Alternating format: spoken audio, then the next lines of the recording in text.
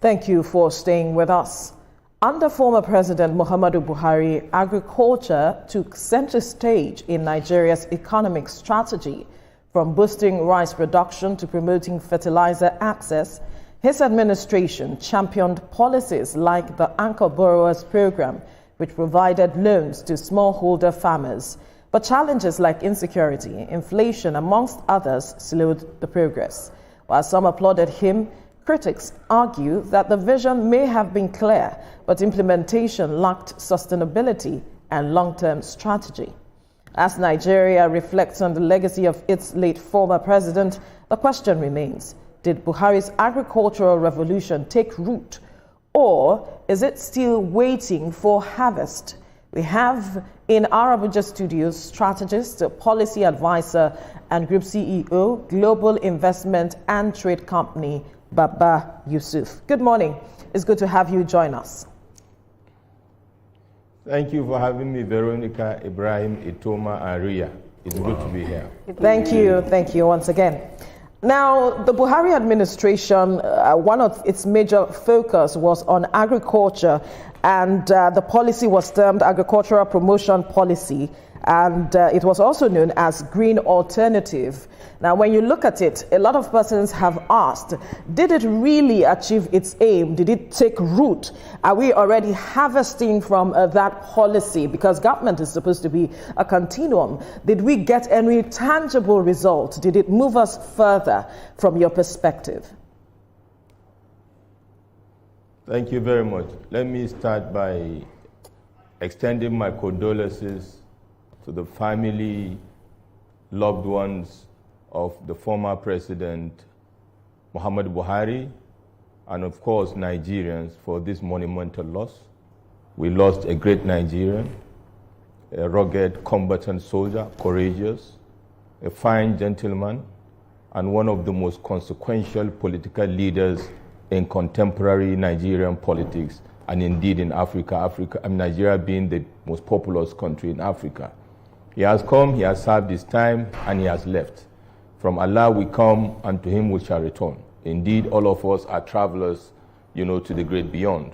We pray that when our time comes also, we go well. Having said that, this is a very important topic. Veronica, thank you for inviting me to speak on this, because the agriculture,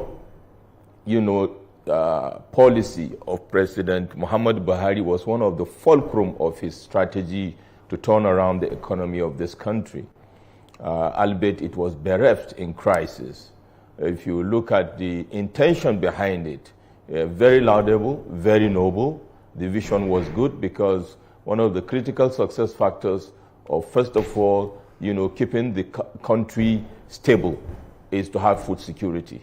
And then moving on from there, it will form the platform to rejig the economy and put it in a positive trajectory. Of course, also, it should be part of the linchpin strategy to diversify the economy, as it were, that is heavily leaning, on a one-line item of inflow, which has become, the albatross of Nigerian economic growth and development. The Anchor Borrowers Program is one of the key pillars of success of that administration, which we saw now is cesspool of corruption, with about 1.12 trillion naira, in a big question mark. But having said that, we also need to look at what had been achieved. Within that context, we know over 216 billion naira, was disbursed for agro project by Niceral, a subsidiary of the CBN that was supposed to oversee that particular project. Over 3 billion disbursed by the Bank of Industry, to over 22,000, smallholder farmers. And the focus of that project was actually to target, the smallholder farmers, which will be the trigger or to catalyze, agri-production, and then come up, a bottom-up approach, for catalyzing agricultural growth and development, with a view to tackling, first of all, insecurity, provide jobs, and of course, boost the agricultural production within the framework of economic diversification strategy. So far, this is what was the intention, but we are now having investigations even to do into twilight of the administration of President Muhammadu Buhari and into the President Bola Ahmed Tinubu's administration. That being said, the gentleman, great Nigerian statesman, has done his part. We will x-ray, the hows and the whens and how we can move forward and take correction going forward, because part of the problem, like you said, Veronica, is not in envisioning for Nigeria, it is in the execution. Yes, the Anchor Borrowers program, I want to look at the success of the Anchor Borrowers program, not through the amount of money disbursed and so on, but the effect it had, I'm not hearing you clearly, Ria. No, this is a Toma. Are you hearing me better now? Itoma, sorry. Yeah, Itoma, I can hear you now, Itoma. Go ahead. All right. I said I don't want to look at the Anchor Borrowers program, the success story of the Anchor Borrowers program from the amount of money disbursed. Sorry, but for the effect it had. For example, rice moved up from 3.9 million metric tons to 5.0 million metric tons, and same with maize. It was successful. But we had 3 agriculture ministers during his administration. Audu Ogbe, number 1, who did a fantastic job with the Anchor Borrowers program. May Nono, who later was removed for lack of performance, and the 3rd man. Do you think if Audu Ogbe had handled the farmer header issues a little bit better and he was retained as Minister of Agriculture, it would have been better results? Good question, Itoma. And I totally agree with you. The right production capacity of Nigeria increased, but more importantly, I remember, somewhere, I think around 2022 or so, there were so many bumper harvests of rice by rice farmers around the value chain, the rice belt in Nigeria. They were all celebrating the bumper harvest and the fact that they were able to take home not just rice, and they were able to sell and make money and put in storage. So I totally agree. It was a very fantastic project, and it was able to add value. No doubt about that. We reduced our rice bill, import, and we're able to, maintain production and feed ourselves, which should be, sustained going forward, because sustainability is key. And that is where the issue is, because not just the rice, to answer that question, first of all, Chief Audu Ogbe is a renowned Nigerian, a renowned agriculturist, and a result-oriented leader, one of the few ones we've had over the decades. So I totally agree with you. He did a yeoman's job like he has done in his previous portfolio. And that is the problem with what I call the leadership value chain in my book, Itoma. Leadership is a continuum, and it is a chain reaction. Leadership is not a function of a focal leader. One guy will just wave a magic wand and voila, everything happens. We need to understand that a leader is a product of a leadership value chain. And the output of that leader is a result of the input of the leaders within the value chain. And that is why we saw what happened with the subsequent ministers that came on board that actually reduced the impact of what Chief Audu Ogbe did. And then we have the creation of the problem by other people within the value chain of leadership with regards to agriculture and indeed other, economic visions that Mr. President Muhammadu Buhari had. But that being said, I believe that there were other critical failure factors apart from the apart from the farmer herder issues, Itoma. We had insecurity issues to battle with. You recall, you are in the media, you have reported how some of the Anchor borrowers were complaining that they were not able to return the investment because they couldn't go to the farm, or they had gone to the farm, but they couldn't go back to harvest. So insecurity was one of the critical failure factors. The issue of global warming, we saw the floods that were affecting some of these areas. And of course, I totally agree, is a big issue for us, a recurring decimal in our evolution as a country that should be dealt with. This harder farmer issue, which is becoming an embarrassment to us.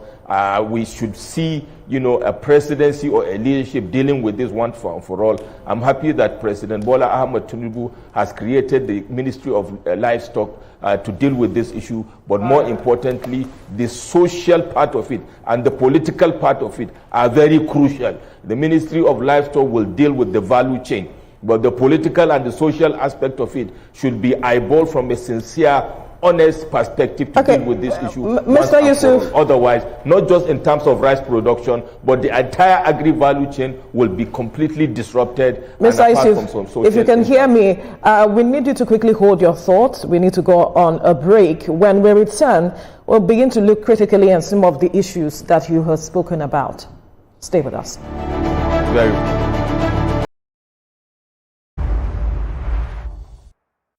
All right, thank you for staying with us. Before we went on the break, we were speaking with strategist, policy advisor, and group CEO, global investment company, Baba Yusuf, on the legacy of the late former president, Muhammadu Buhari, especially regarding his agricultural policies. Ria, over to you. First of all, Inakwana Baba Yusuf, thank you for joining us. It's always nice to have you on the show. Good morning once again. But I want to speak from the youth aspect, because during his tenure, we heard a lot that, they wanted to bring youths into agriculture. But at the end of the day, we hear that there was just intent and it couldn't stand the test of time, because even at that time, the youths that participated was not at the skill that it was supposed to be. And even up till now, we're still seeing youth hesitate when it comes to agriculture. But quickly, I just want to get your thoughts about what you make of this. Did he really do well in putting youths together in terms of agriculture? I think it's thank you for that question. It's a national cultural issue that eroded over time. Our parents, and even I can speak for myself, in the 70s, late 70s, when we were in school and we started, even right from primary school, and when we started our secondary school, late 70s to early 80s, we knew how agriculture, I had agriculture as my subject up to my up to the time I finished my secondary school, and I know how excited we were with regards to agriculture. Even at school level, we were producing almost everything we can eat and take some things home. And over time, agriculture took a backseat because nationally, we removed our eye from agriculture and focused on oil and gas. And everybody now felt, there was no attraction, for agriculture, and that permeated into the youth bracket of today from late 80s or early 90s to date. And so there's need for a conscious effort to inculcate in our national consciousness, and our overall national development strategy to incentivize agriculture, not just from the point of view of giving people money, but foundationally, like I told you, growing up, how I loved agriculture as a subject. I chose it myself because I could see the benefit, and I could see that it was a noble job to be done rather than to be seen as a job for the poor people, in the hinterlands. That consciousness, adjusting that culture, called reorientation, is very crucial. And of course, beyond incentivization, even in our education curriculum, what are the incentives for people to actually go and study agriculture? And for those that have studied agriculture, I had a mate who attended Obafemi Awolowo University in Ife and studied agricultural economics. He's now out of the country. So we need to have an overall value orientation with regards to agriculture, not just with regards to supporting the youth themselves, but with regards to how we take, the government at federal and subnational levels take agriculture and how important it is. That is what will, engender that, love for agriculture by the youth, because the youth are now looking at, digital economy and others are the easiest platforms for them to be able to add value, and I don't blame them. We need to make it, that attractive. And then, of course, the issue of insecurity remains a big issue. For those that are interested, this is what is happening to them, and we need to be able to support them to ensure that that is being taken out of the way. The issue of insecurity is resolved. The issue of farmers' headers. I have about 30 hectares of farm here in Kuje, and I can tell you in 2014, I am a Hausa Fulani from the north, and the issue of farmers' header settler is an issue that dates back as far as 1860 something. We'll have a conversation another day. It's not an issue of Muslim, Christian, or whatever. It's a farmer header issue which has to be tackled. And then we woke up one day, almost a quarter of our yield has been eaten up by the cattle. So it's a fundamental issue. People that have that capital, if I had loaned money from somewhere and this cattle have taken a quarter of my production, you can imagine how it will affect me in terms of my interest in farming. So imagine somebody that's a young graduate that is interested in farming somewhere in Oyo State or in Kano State, it will do to his morale when that is not addressed. So these fundamental issues need to be addressed to engender that confidence and trust, and for people to have interest in not just going to farm, because farm should be an economic driver for the individuals and for the country. Mr. Yusuf, if you could recall, Buhari's presidency faced recession in 2016 and 2020, and then critics argued that his border closure policy intended to boost local production led to skyrocketing food prices to as high as 50%, pushing more Nigerians beyond the poverty line.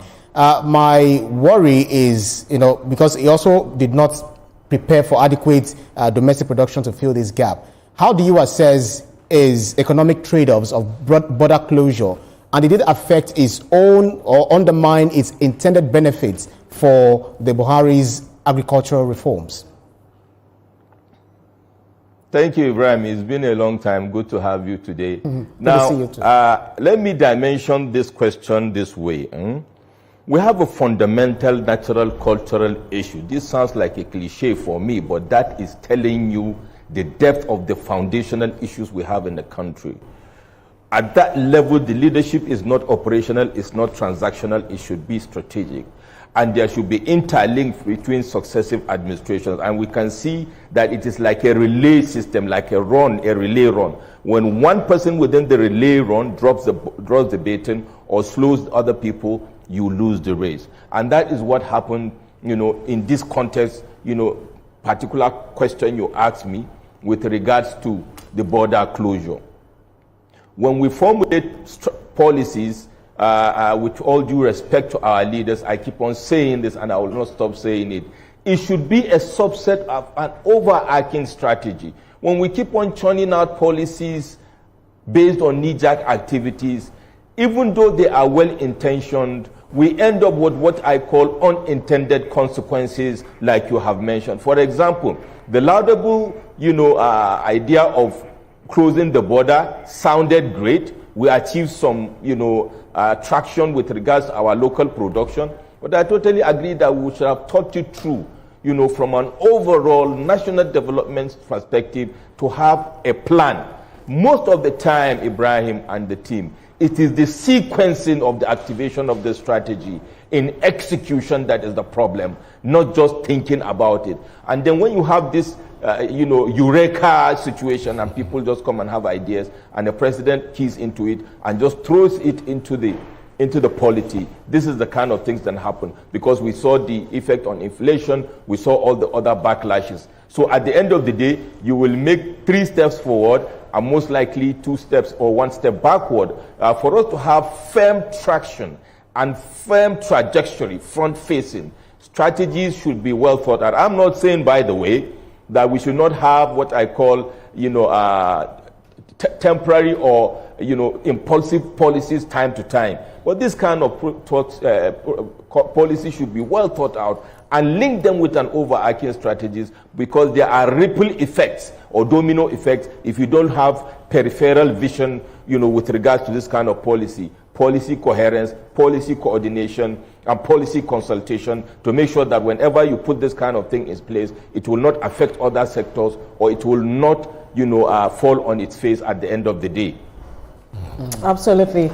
I would have loved to hear from you as we move on now with this administration, the lessons to be learned, what we can build upon, because I know you mentioned earlier that you are happy that the government put in place the livestock ministry to addressing some of the issues regarding farmer header crisis. You talked about the politics of it that needs to be addressed. If you could quickly do that in 20 seconds, the lessons and how we can move Thank you very much. The politics of it, I will do that, but I think it's a topic for another day. This issue started, like I said, around 1860, 1870, in northern Nigeria, particularly in places like Kano.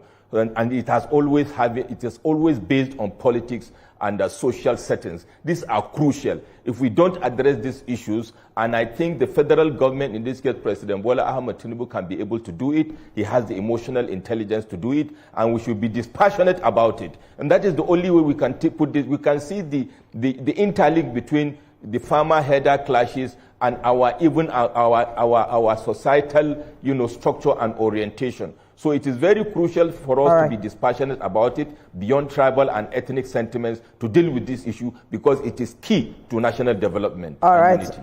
Thank you so much, Baba Yusuf, strategist, policy advisor, and Group CEO, Global Investment and Trade Company, for your time on the program. My pleasure, anytime. Thank you, team. All right. Interesting. So much to be dealt with regarding this matter of agriculture.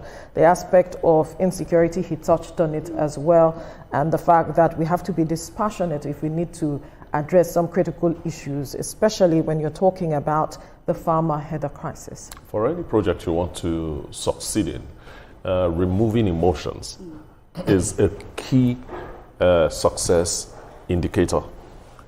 So I agree with him 100% that we have to be dispassionate about these things. We have to be more intelligent. We have to think about these issues in a broader sense of it, how it affects one sector after another sector before we go into it. Because the anchor borrower scheme, to me, was the very best thing that happened in that administration as far as agriculture is concerned. But right now is a cesspool of corruption. Like he mentioned, he said it is a cesspool because there were middlemen who were not actually the smallholder farmers who collected these monies and will not give it to the smallholder farmers as at when due. And so when the monies come, the smallholder farmers would have done the needful, or if they did not have money, they did not know what to do with it, because farming in Nigeria is seasonal. And if you do not plant when you are supposed to, then you would have missed that season. And that was what we saw. So some of them were said to have used the money to marry more wives. But you see the thing, I say that's our problem, greed. And most times we say government, but when we have the power to do something, our greed will not allow us to do it. Like, imagine using the money to do such things when we understand how important agriculture is. He spoke about insecurity. How can the farmers farm if you know they're going to your farm and you'll be killed? I think it's high time that we need to understand that it has to go from one sector to another sector, not you bring about a policy and then you're not in government again, the policy has gone down. I spoke to him about youth, like youth participation in agriculture. Up to now, our youth are even still scared to get into agriculture because of fear. Of course, a lot of people lost monies. I know when we've had conversations on this table with African Farmer, for instance, he lost a huge chunk of money, and he knew a lot of persons who lost monies. At some point, he said, some person said, you know what, never again, as a result of these kinds of issues, insecurity, not getting the needed resources, and even credits from banks. Well, I would say that some youth are actually getting into agriculture because others are seeing opportunities. Because I know of someone who is, onboarding the youth. I met him while I was serving, and then he's still moving around the NYC camp, and then you see some youths doing so well when it comes to agriculture. But the challenge there is the mechanization of farming implements and all of that. But, it's one thing to bring the policies, it's another thing for that policy to be scalable. So if you're able to expand it beyond, okay, this is what we want to do, from this point we move to the next. That's why we all agree that government is a continuum. But so former President Muhammad Buhari, being criticized for all these structural reforms in agriculture, yes, he had lofty plans, fantastic ideas, but it earned him the term Baba Go Slow, because they felt he could not achieve some of these policies, and in some way they also derailed. So in all of these, we just challenge or charge the current administration to get to key into this policy. I mean, they've actually brought up we need to hope initiatives and all of that. Let's see all of these policies, plans, go through. Absolutely. And then the rice pyramid that we once saw during the former president's administration, the late president's administration, some Nigerians have asked the question, where is that pyramid up till today? Well, I can't answer that question, but we need to move forward. Coming up on TVC Breakfast, the legacy of late President Muhammadu Buhari's Disability Act continues. Stay with us after the break for further